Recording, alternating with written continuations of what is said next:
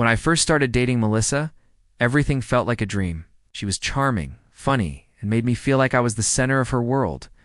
We met through mutual friends, and from the beginning, she was very forward about wanting a serious relationship.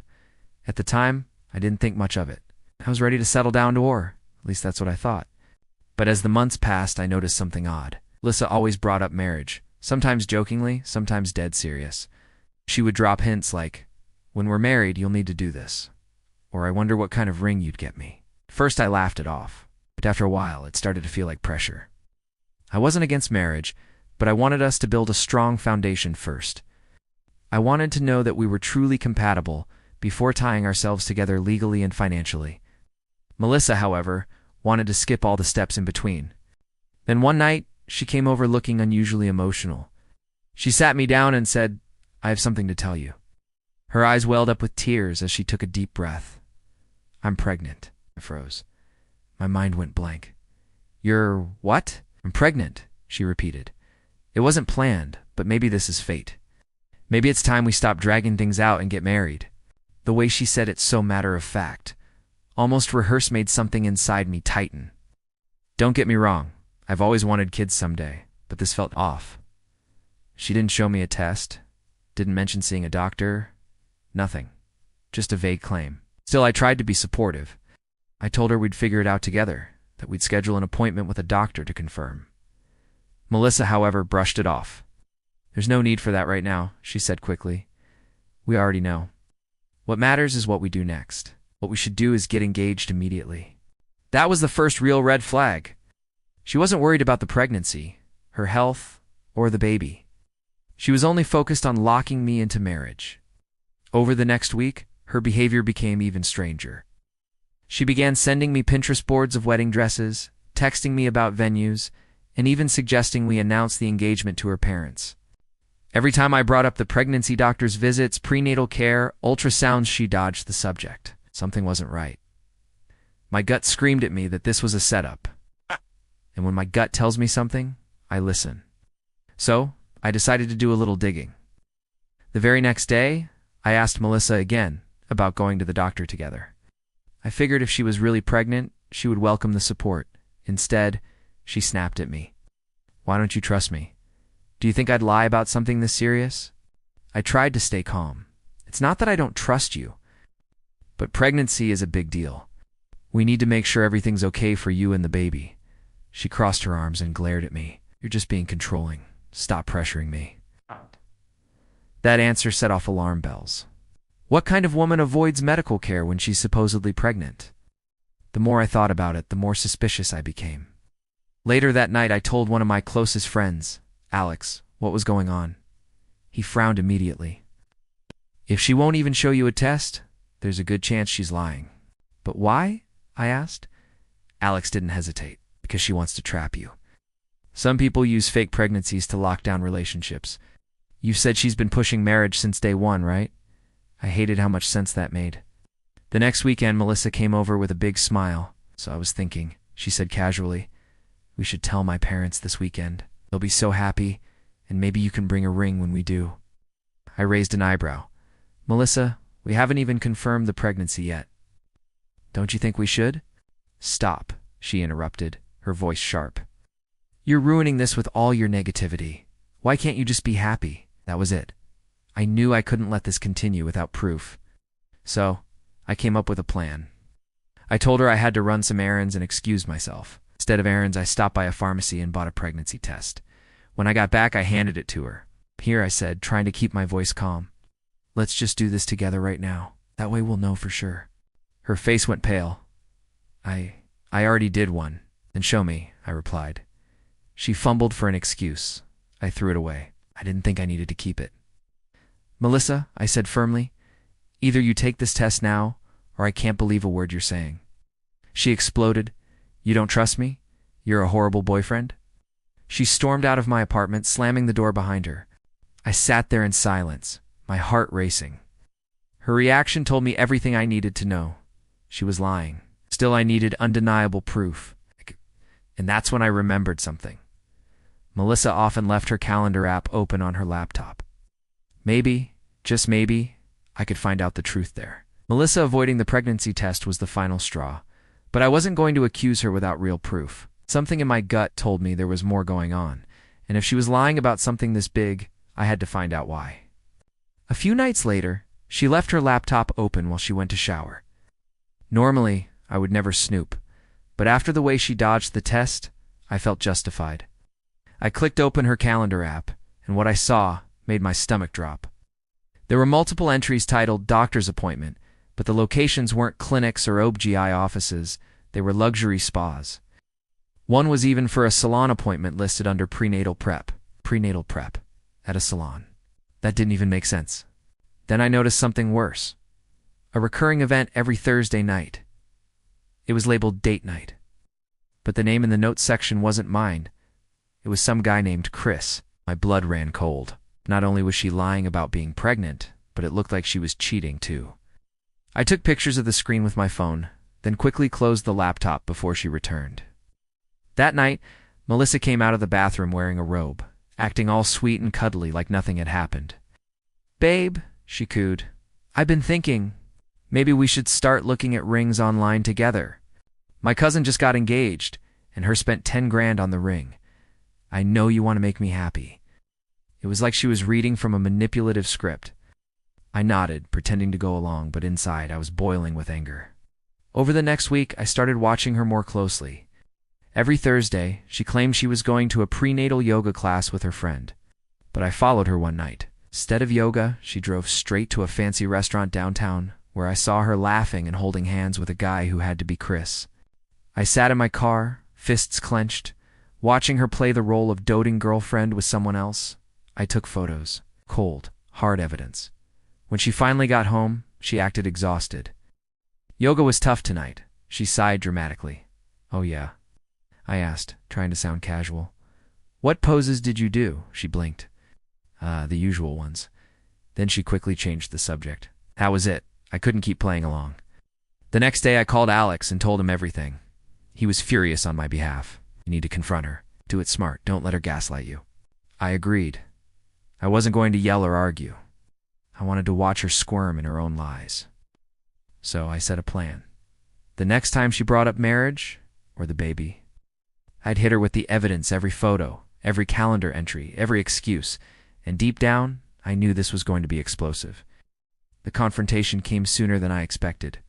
Melissa showed up at my apartment one Friday evening, carrying grocery bags.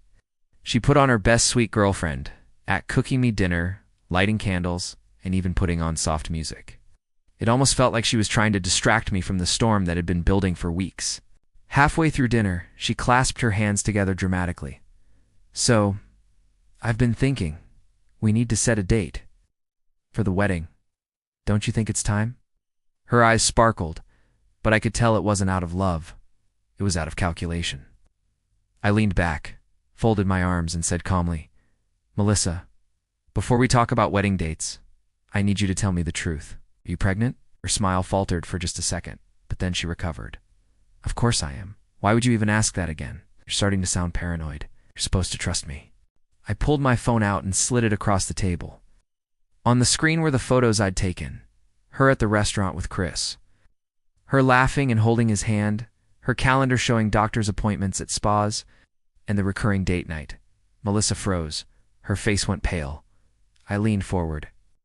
"So tell me, Melissa, those prenatal yoga poses? 'Cause it looks a lot like you holding another guy's hand over dinner." She stammered, reaching for words. That's not what it looks like.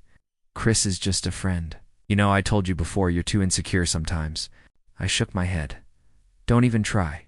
I followed you, watched you with him, and I gave you every chance to come clean. Instead, you doubled down with lies." Melissa's eyes flickered. Then she tried a different tactic. She sat back, crossed her arms, and smirked. "Fine. So what if I was seeing someone else? You weren't moving fast enough. Take forever to commit, and Chris knows how to treat me right. But guess what? He doesn't want kids. That's why I told you I was pregnant, because you would step up. I was just protecting my future." Her words hit me like a brick. She had actually admitted it. Hey. She was using me as her backup plan, stringing me along while she tried to have her cake and eat it too. I laughed bitterly. And you expected me to spend the rest of my life with someone who couldn't even tell me the truth about where they were on a Thursday night. Melissa's tone turned desperate. Wait, babe, listen. I made a mistake, okay? Chris isn't what I thought he was. You're the stable one, the reliable one. We can make this work. You love me, right? I stood up, shaking my head. I love the person I thought you were, but that person doesn't exist. Pack your things and get out. Melissa's mask finally cracked. She burst into tears, begging and pleading, swearing she'd change, but I'd seen enough. No more lies. As she sobbed on the couch, I walked to the door, opened it wide, and said, "Goodbye, Melissa." After Melissa stormed out that night, I thought maybe, just maybe, she'd take the hint and disappear from my life. But people like her don't let go that easily. The very next morning, I woke up to a flood of text messages. "I'm sorry, babe. I didn't mean what I said. Chris tricked me. He doesn't matter, you do. Please, we can work this out. I'll prove it to you." By noon, she'd called over 20 times. When I didn't answer, she left long, tearful voicemails, shifting between begging, apologizing, and even threatening. One message said, "If you don't forgive me, I don't know what I'll do to myself." The manipulation was obviously ugly. I blocked her number. But Melissa wasn't finished. That weekend, she showed up at my workplace. She waited by the lobby, crying loudly enough for everyone to hear, insisting she just needed to talk. My coworkers shot me curious looks, while I tried to usher her outside. "Melissa, this is not the place," I hissed, embarrassed. She clung to my arm. "Please, don't throw us away. I made one mistake, but I love you." I pulled free and said firmly, "You made a lot of mistakes, and it wasn't love, it was lies. We're done." Her tears dried instantly. Her expression hardened, and she spat. "Fine, you'll regret this. Don't come crawling back when you realize no one else will ever love you like I do." I walked away without another word. Over the next few weeks, I heard through mutual friends that Melissa had gone into damage control. She told anyone who'd listened that I was abusive, that I cheated on her first, and that I was paranoid and controlling. Typical smear campaign. At first, I worried about my reputation, but the truth has a way of shining through. My closest friends already knew me well enough to see her stories didn't add up. And when one of her own friends reached out to me privately, she confirmed what I already knew. Melissa had been seeing Chris behind my back for months, bragging about how she had 2 guys wrapped around her finger. Still, Melissa tried one last tactic. A couple of weeks later, I got a letter in the mail, handwritten. It was a rambling apology. It's filled with phrases like, "You're my soulmate, and we can start fresh, and I'll do anything to win you back." I didn't even finish reading it. I tore it in half and tossed it in the trash. The final nail in the coffin came when Chris dumped her. Apparently, he got bored and moved on to someone new. Melissa went online and posted cryptic quotes about fake men and betrayal.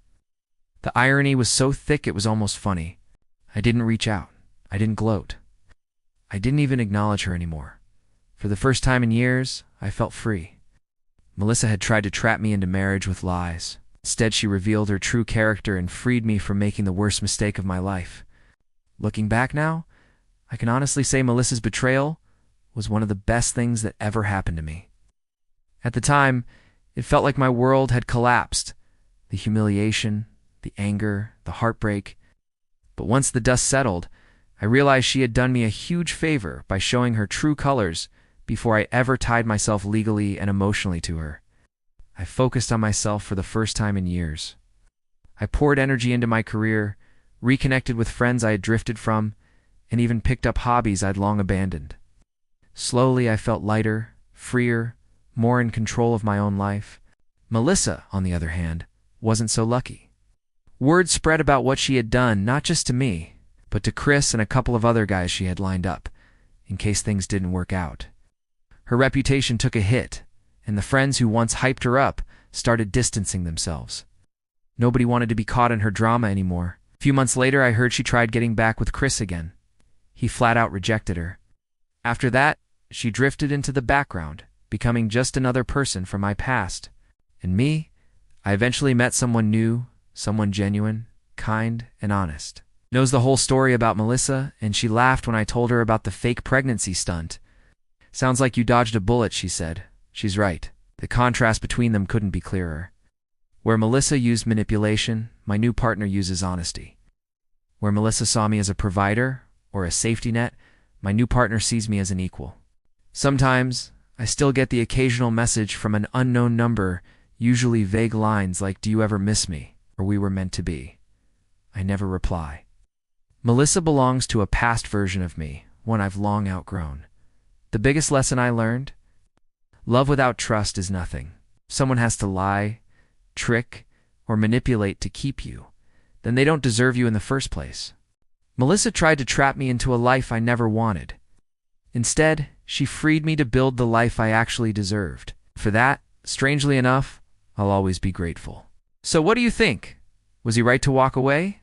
Or should given her a second chance? Share in the comments below. Sure to hit that like button, subscribe for more, and don't forget to turn on notifications so you never miss an update.